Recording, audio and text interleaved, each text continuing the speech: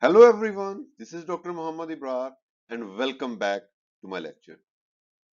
Today we are diving into a cross elasticity of demand and income elasticity. This is the third and the final part of our exploration of the elasticity concept. In the previous sessions, I have already unpacked the mysteries of elasticity of demand and elasticity of supply. So let's jump right in and explore the cross elasticity of demand and income elasticity. The cross elasticity of demand quantify how the quantity demanded of one good responds to a price change in a related good. It provides insight into the suitability or complementary of goods, and it's crucial for understanding the market dynamics, consumer behavior, and strategic pricing decisions.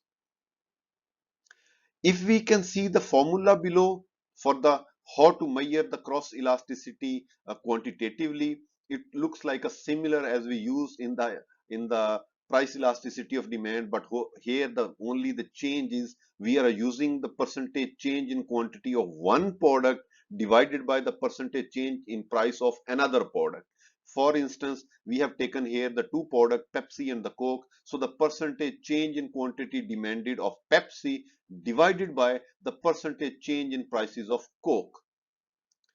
So we can measure the elasticities. Like another example, if we can say, uh, just consider a market where there are two brands of smartphones like iPhone and the Samsung. So if initially the price of the iPhone is $500 and the price of the Samsung phone is 400, so the price of the iPhone increased from 500 to 550. So following this increase in the price of the iPhone, the quantity demanded of the Samsung smartphone will increase. To determine how much the demand for the Samsung phones increase due to the price change in the iPhone, we will use this cross price elasticity. We will use this cross elasticity of demand formula. As we just learned, the cross elasticity of demand quantify the responsiveness of the quantity demand for one good when the price of another good change. So this concept help in understanding the relationship between the different goods, classifying them as substitutes, complementary, or unrelated goods based on their cross elasticity, the value of the cross elasticity responsiveness.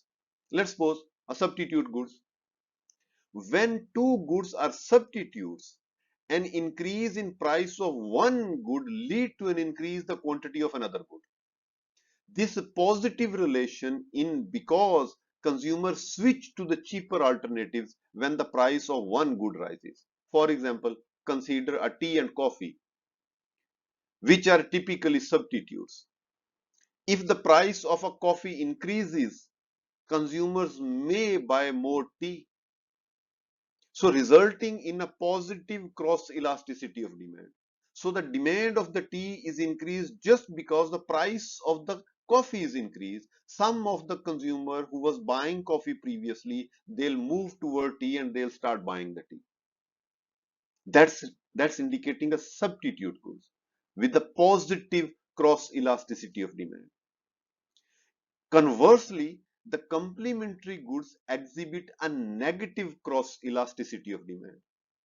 An increase in price of one good lead to decrease in the demand, a quantity demand for its complement goods, because the goods are often used together. For example, printer and ink cartridges, both are considered as a complementary good.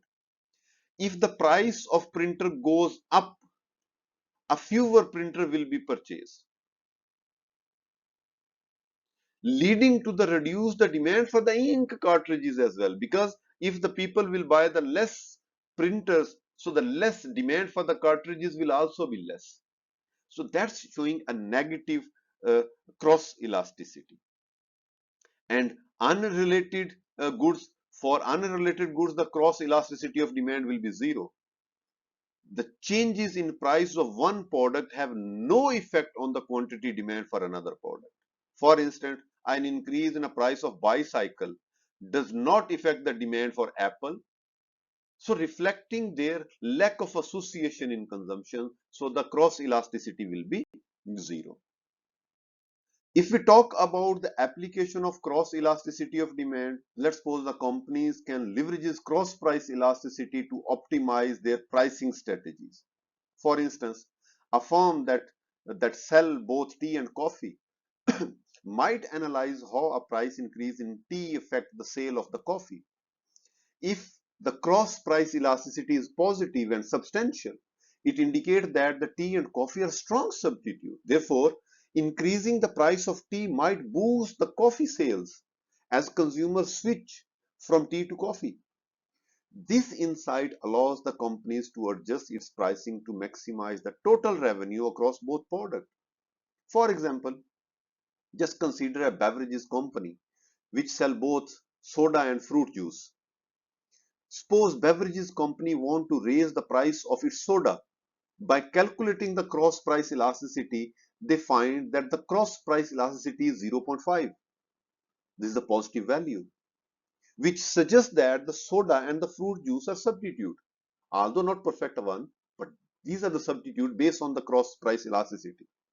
If the price of the soda increases by 10%, so the quantity demand of the fruit juice is expected to increase.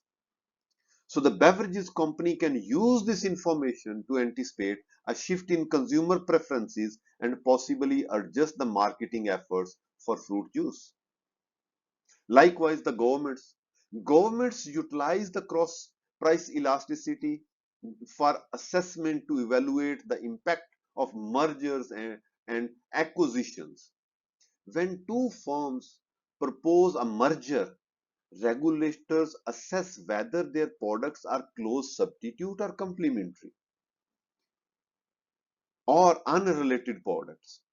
So a high positive cross price elasticity between the firms' products suggests that a merger could reduce the competitions, so leading to a higher price for the consumers. In such cases, the government may block the mergers to maintain the market competitions. The best example we always can give for the telecommunication sectors. Like in telecommunication company, there are two companies, company A and company B, and they are proposing a merger. So suppose the government evaluate the cross price elasticity between the services of these two companies, company A and B, is 1 or 1.2 or 1.5. This high positive value indicates that the services are strong substitute from company A and company B. If telecom company A raises its prices, the significant number of consumers would shift from a telecom company B. Allowing the merger would likely result in a monopolistic scenario, so reducing the consumer choices and potentially leading to a high prices. So therefore, the government would like prohibit to merge the safeguard competition and protect the consumer interest. And for today's second concept, that is the income elasticity of demand, that is also a crucial concept in understanding how changes in consumer income affect the demand for different goods. It quantifies the responsiveness of the quantity demand of a good to a change in consumers' income, allowing us to classify goods and predict consumer behavior in response to economic shift. So the formula for calculating the income elasticity is the percentage change in quantity divided by the percentage change in income. This formula looks familiar as we discussed previously in in elasticity of demand or elasticity of supply. But here the basic difference is, previously we was calculating the elasticity in term of price. So we was calculating the percentage change in price. But now, because we are going to calculate the elasticity, income elasticity of demand, so instead of price, we will see the percentage change in income. So we will take two aspects of this formula. First is the change in quantity, and the second is change in income. How we will calculate the percentage change in quantity? So the quantity demand current, a new, that is a Q2 minus Q1, and then divide with the average of the quantity. So Q1 plus Q2 divided by 2. We'll get the percentage change in quantity demand. And then second, we have to take the income. We denoted I2 minus I1. That is the current income minus the previous income divided by the average income I1 plus I2 divided by 2. So this is how we can calculate the income elasticity of demand. If we having a positive income elasticity, that's considered normal goods. So when the income elasticity of demand is positive, the quantity demanded of the good increase as consumer rises. This means that as the people becomes more wealthier, they tend to buy more of these goods. So the normal goods can be further categorized as necessities and luxuries based on the elasticity value. So the necessities have an income elasticity between 0 and 1, indicating that the demand increase with income but at the decreasing rate. Luxuries have an income elasticity greater than 1, meaning that the demand increase more than proportionally with the income. The best example we can take is consider the organic food, which is a normal good. As the consumer income increases, they may prefer to buy more organic products because they perceive them as a healthier or of high quality compared to the conventional food. So let's suppose if a 10% increase in income leads to 15% increase in quantity demand of an organic food. So the income elasticity is 1.5. This indicates that the organic food is a luxury goods within the context of this example, and that's representing a normal goods or superior goods. And meanwhile, if we having a negative income elasticity, so when the income elasticity of the demand is negative, the quantity demand decrease as income rises. So that's indicating a inferior goods. Inferior goods are typically those goods consumers opt off only when their income is low and abandon in favor of higher quality alternative as their income grows. So when the consumer's income increases, they start buying less such kind of products. It doesn't mean the product is having a worse quality or it's a bad quality. No, it's proportion to the income. People prefer to buy those products when they have a less level of income. But once the people's income increase or rises, they move towards another product. They not prefer to buy the same product. That's called an inferior product. For example, like instant noodles, often considered in inferior goods. As consumers' income increases, they might prefer more nutritious and diverse food options, leading to a decrease in the consumption of instant noodles. Suppose a 10% rise in income results a 5% decline in quantity demanded of instant noodles. So that's leading the instant noodles will be an inferior good for some people, but may for not others.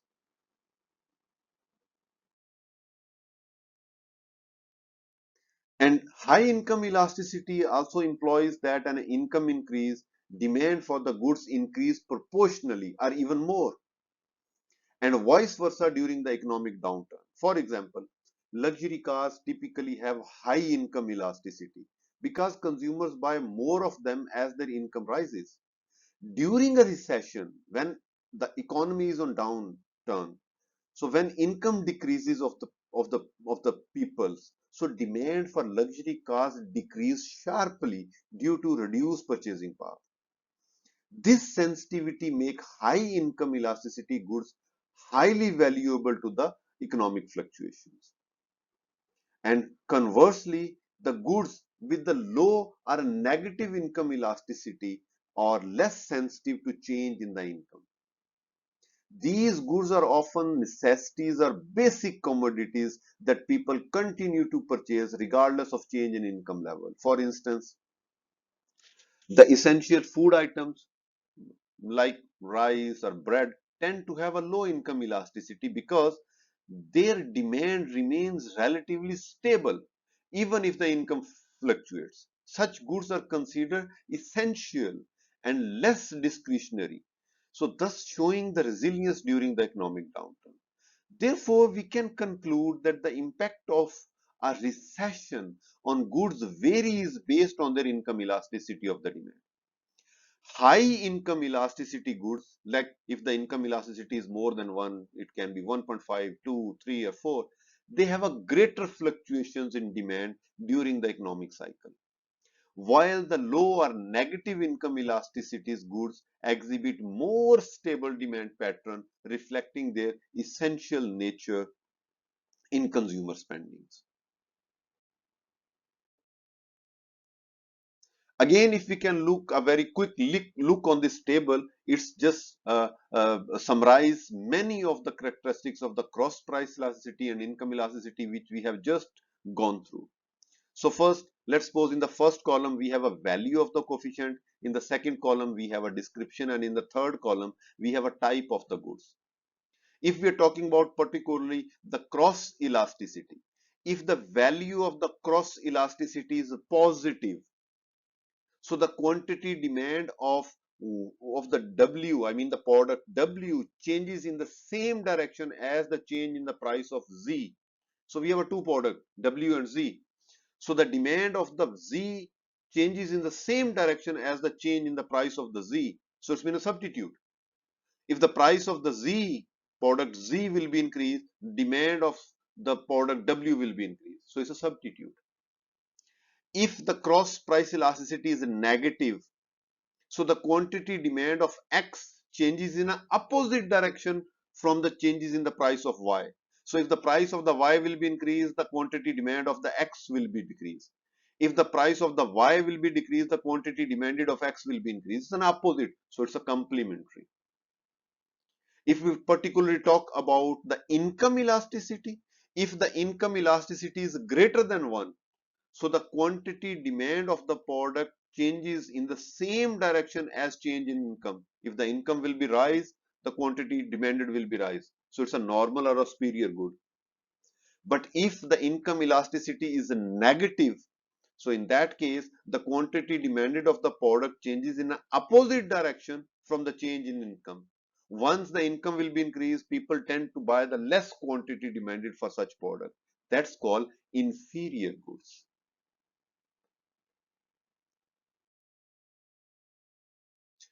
If we talk about the elasticity and pricing power, so the charge different prices to the different buyers, that's based on the price elasticity. Like differential pricing based on a price elasticity involves charging different prices to different buyers based on their willingness to pay, which is influenced by the price sensitivity or elasticity of demand of each segment. Like we already discussed this example, air tickets, air travelers, business air travelers. So the airlines often employ a differential pricing strategy for the business travelers who typically have a less price elasticity compared to the leisure travelers. So the business travel often need flexibility in booking times and the date. So the airline often higher prices tickets that allow changes and cancellations without the penalties. So this segment value convenience and flexibility over the price. So thus exhibiting the lower prices elasticity. Like for example, if I can give you a very simple example, an airline might offer fully refundable tickets at the premium price to the business travelers who need a flexibility due to the uncertain schedules. So these travelers are willing to pay more for the options to change their flights without additional fees later on if they need it. So the airline can charge the high prices for such customers. Children discounts, like in industries like entertainment, like theme parks, like movie theaters, and the travel, hotel, and airline, children's often receive a discounted rates because their demand is more elastic compared to the adults. So the parents are typically more price sensitive when purchasing a tickets or services for their children. So making price reductions a strategy to attract such segments. Like the best example, a theme park offers a discount admission tickets for the children under the age of 12. So recognizing and targeting the more families. Another example is the college tuition fees. The universities sometimes offer a differential pricing through the scholarships and financial aid packages based on the student's financial need and academic merits. This approach acknowledges that students from lower income background or with exceptional academic records may have a different price sensitivities. Like, for example, a university offer a merit-based scholarship to attract the high achiever students who might otherwise choose another institution.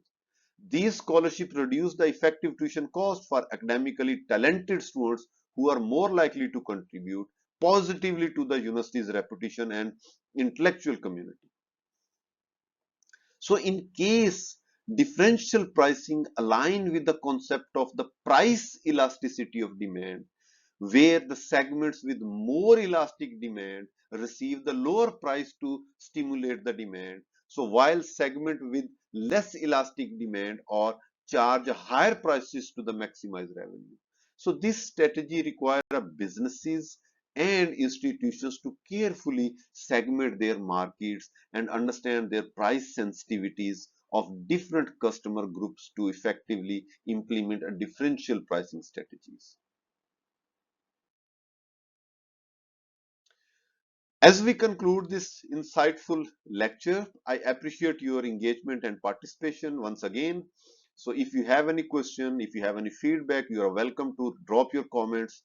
And even if you have suggestions for future topics you would like me to cover in my recording, so please share them in a comment below.